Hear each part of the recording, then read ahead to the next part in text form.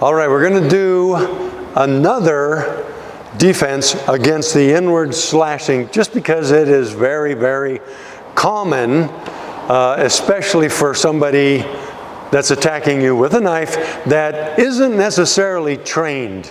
He's just trying to come in and just slash and get in close enough so he can stab you or something. So it's just a very common attack. All right, so what we're going to do is a thing we call the wrist flick. So when that's coming around, I have to block with my hand. This is the flick part. I'm gonna rotate. Remember I said with your thumb gives you more control if you put it up here on the top of the blade.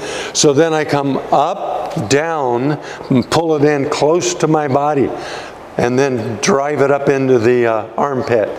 From there, I'm just going to push with my thumb to rotate and bring it back to cut between the bicep tricep area. So it's coming in, we have this, it goes up, down, into the stab, turn, and pull. So what you've got to do is learn to get these three connected so well. It's boom, it should sound a little bit like a drum solo. So I'm going up, down, back, in, turn, and just cut straight across there. Now, the reason you have to get those first three so fast, as soon as I do this and I cut his arm, he's pulling his hand back because it hurt. And it does take about a half a second for him to react. So this 1, 2, 3 has to occur within one.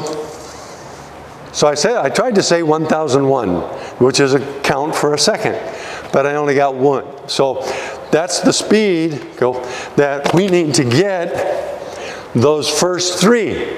Now, the way it works, the way it will work, is that once I've done this, now what? My hand, really important, flick. It comes up, flick. Because it's a sharp blade. You got a sharp blade. And so it's going to cut, and it's going to cut, and stab. The stab is always going to work. Just, nice sharp thing going up into the armpit. There's 32 nerve endings up there. You're going to hit one. So that movement, 1, 2, 3, turn, pull. So what I'm hoping is he'll add to it by pulling his arm back. So I'm moving, he's moving, we're both moving, and I'm cutting pretty deep. So that's the flick. Now I'll show you one more time. He comes in, and 1, 2, 3, and pull. Now, once you get it up in there, I had to turn the blade to do this. If I don't want to, or I don't think I have enough time, I'll just go right down the body. So just right across the ribs. It's just as good of a follow-up, maybe better. But the way we're doing it with the 1, 2, so this is forearm, bicep, armpit, between bicep and tricep. That arm is going to be totally useless unless he's on PCP or something stupid like that. All right, so that's our flick of the wrist technique.